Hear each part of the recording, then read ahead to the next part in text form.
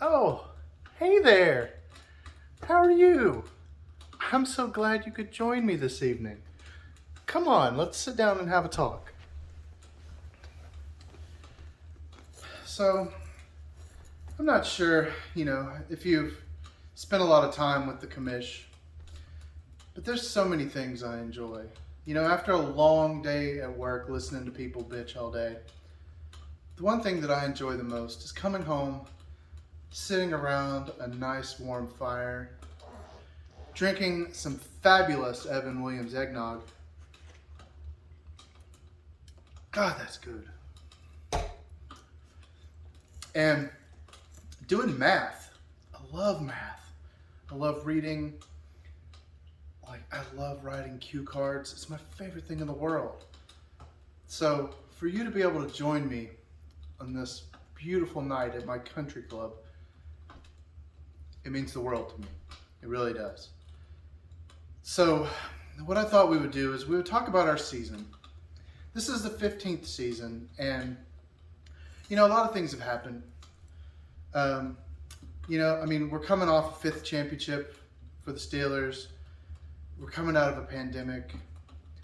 No one's reading the damn weekly updates anymore. It's been a really good year. No one votes in the polls. Different things like that. God, this is so good. Hold on one more second.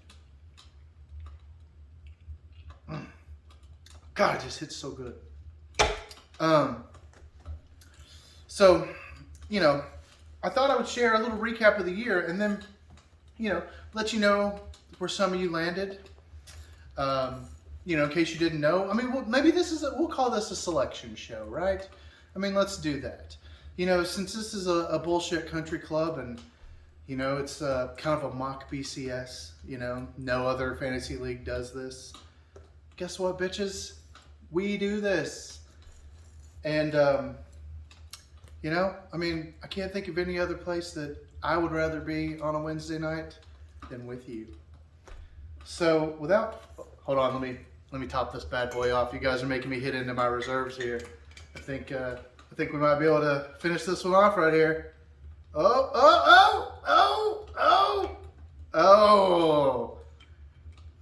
Gosh, so good. Hold on. Let's dip into this one more time here. Good God. So, like I said, what I love doing after a long day listening to people bitch is come home, put this beautiful cardigan on, and sit around and do absolutely nothing. But instead, we're here together. So let's make the most of it, right? Okay. So I took the liberty of putting all of you guys on little beautiful cue cards, like Johnny Carson style. We're going way back. I might throw some graphics up. I don't really know. Depends on, how toasted I am after this. You may be good if I even upload this. Hell, I may just have to text you and say, hey, guess what? You made it, you didn't make it, kiss my ass. So I thought I would start at the bottom and kind of work our way up. Kind of build the suspense like they do on ESPN. And there's only one of me. So, I don't have an army of people and a telestrator and, a touchscreen monitor or anything like that. So, we're going to do this old school. So, bear with me. If you want, fast forward till you think you find your name, if you don't want to sit through all this. So, anyway, so as you guys know, we have 12 teams. We've had 12 teams for quite a few years now. So we're going to start at the bottom, number 12. This team set a new league record this year. You should be very proud. Some of these league owners don't have any records. They don't have any titles. They don't have any records. They don't have a ring. So what do you do? So number 12 is Team Token. They finished with a new league record, 1-13. The only team to ever finish 1-13. I don't know what it says about Anus Dickey, but you are the only team that Team Token beat this year. They scored 1,149 points. But hey, you got a record, baby. Coming in at number 11, hot number 11, the 4-10 Dorothy Mantooth. What's special about Dorothy Mantooth's team is on draft day, they were projected by ESPN to be the champions. Finished number 1. So maybe there was a clerical error and it's supposed to be number 1-1. I don't know. Number 10. Blasting in at number 10. We have Pittsburgh's own defending 5-time defending champion, the Steelers. So 4-10, probably the best looking 4-10 team in the league, actually. On draft day, they were projected to finish number 6. So they were projected to make the playoffs and make that run for a back-to-back title, which they've never done. 5 championships in 15 years is really impressive.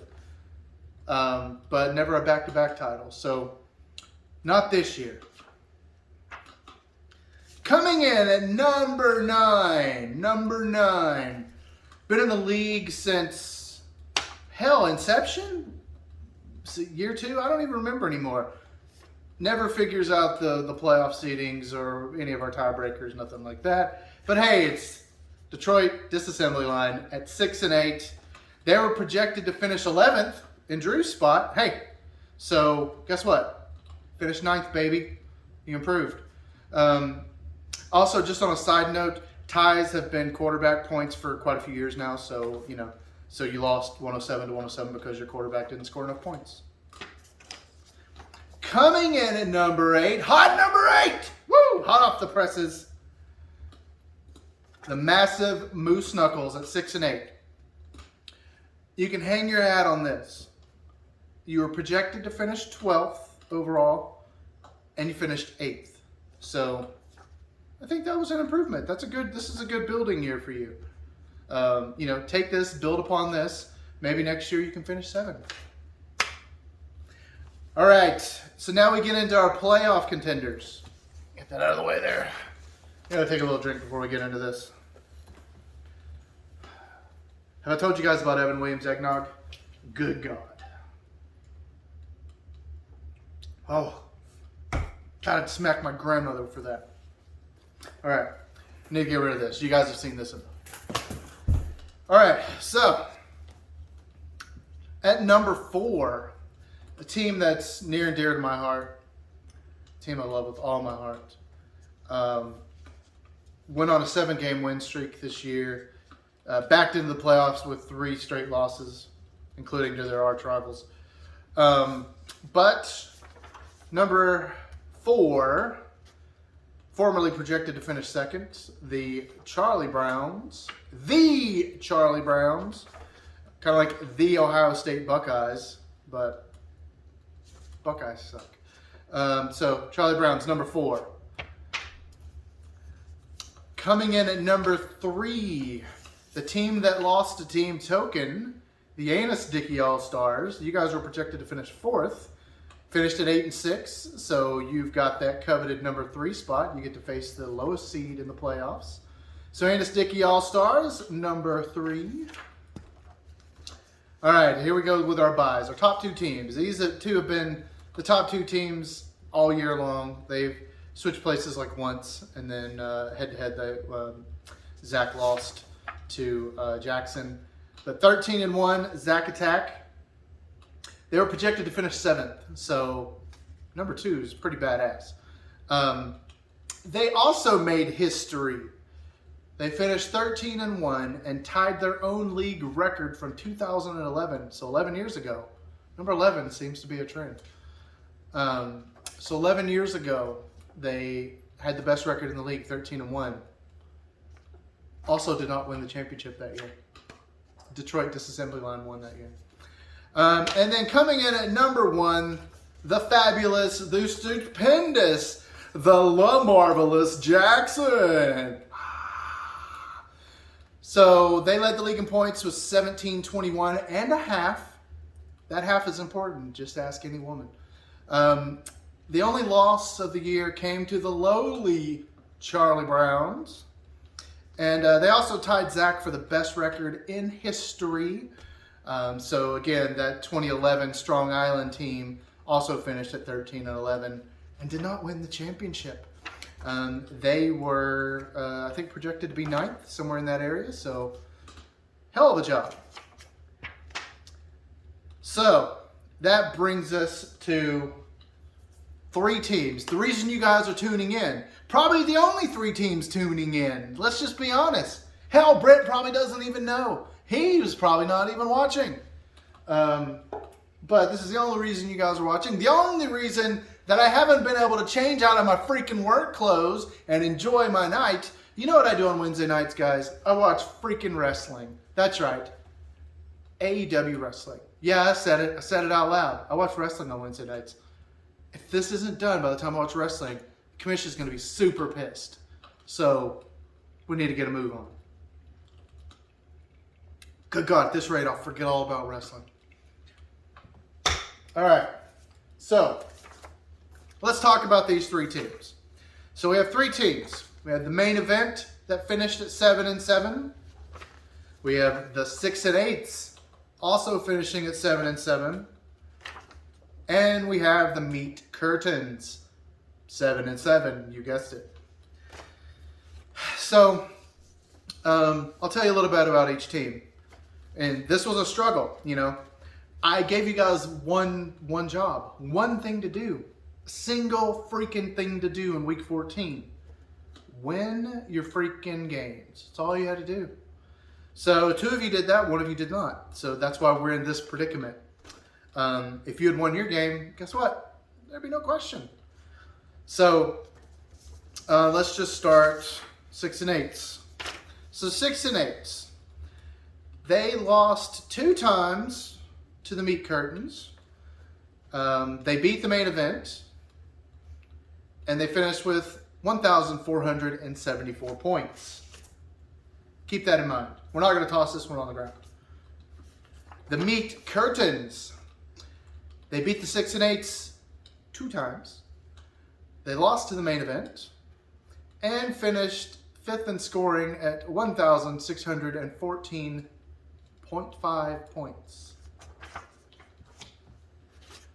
The main event. They beat the meat curtains, lost to the 6 and 8s, and finished with 1,538 points. So, again, points scored. Meat, main, 6 and 8s. You already know the record. You know the thing.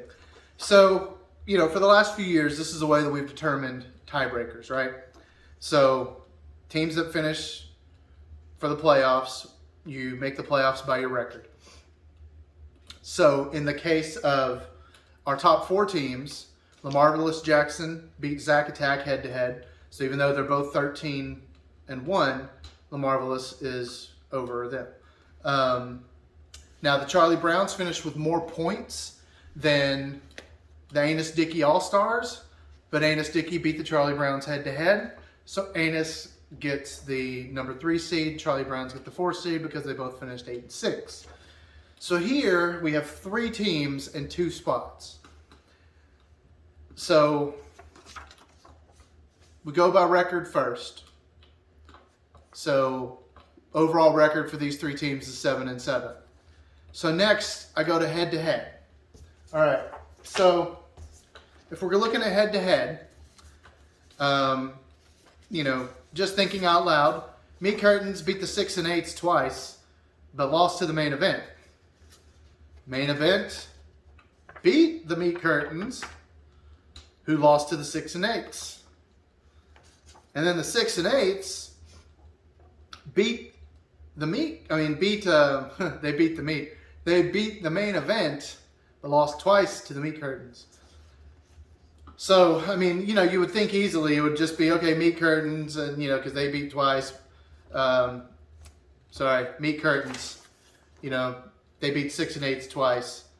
That should be easy. They have 2 quality wins over these 2 teams. But then they lost to the main event. So does that mean the main event should go over them? I mean, at that point, I would say points, right? But then is it fair that the main event lost to the 6 and 8s? But 6 and 8s also didn't score as many points, and also lost to the meat curtains twice. So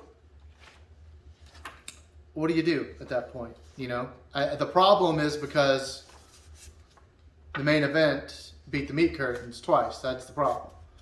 I mean, sorry, they beat the meat curtains and the main event. Whatever. You guys get it. You understand. The problem is with these 2 teams. Okay. Well. Okay. The problem's with all 3 of these teams. See how confusing this is? You see how confusing this is? So, the only way that I figured that we could make this happen is because the head-to-head don't exactly, I can't not put one in or put the other in. I think the only way to do this is to go by points scored. It's not going to make someone happy. Someone's going to be pissed off. I'm sorry. Merry early Christmas. So with that being said, let me read your rankings for number 5, 6, and 7. But first, a word from our sponsor, Evan Williams Eggnog. It gets you fucked up.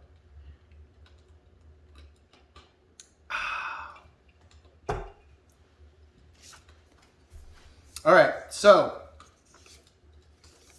we're going to deviate a little bit here. So if we're going to go points scored with 3 teams that are 7 and 7, Meat Curtains will be number 5. They have 2 wins over the 6 and 8s. They scored 1,614.5 points. So that puts them in a really great spot. They also won in week 14 over the 6 and 8s.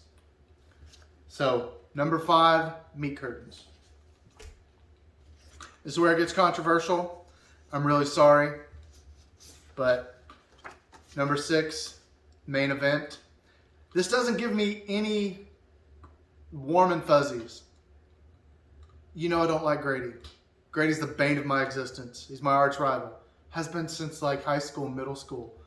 So why would I want Grady to make the playoffs? He beat me in week 14.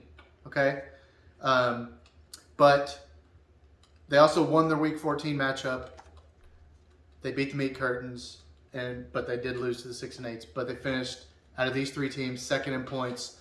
So I'm awarding the number 6. As much as it pains me, to the Main Event. I would rather push them out, believe me, and send him a sorry for your lost card. But they did win. They won their way into the playoffs. I'm going to put them at number 6. So David, I'm really sorry. I hope you don't bail out of the league. But 6 and 8s will be number 7 and miss the playoffs, unfortunately, this year. You lost twice to the Meat Curtains. You did beat the Main Event, but you didn't score enough points, and you also lost your week 14 matchup to the Meat Curtains. So in the bullshit BCS that is the Weaver Fantasy League, you finished at number 7. I'm sorry. But to the other 6 teams, don't forget to kiss the ring. Happy playoffs. Merry Christmas. Set your lineups. And hopefully you guys will never have to sit through another one of these again. The solution, just freaking win, baby. So, God bless. Good night. Go buy yourself some Evan Williams eggnog. Cheers.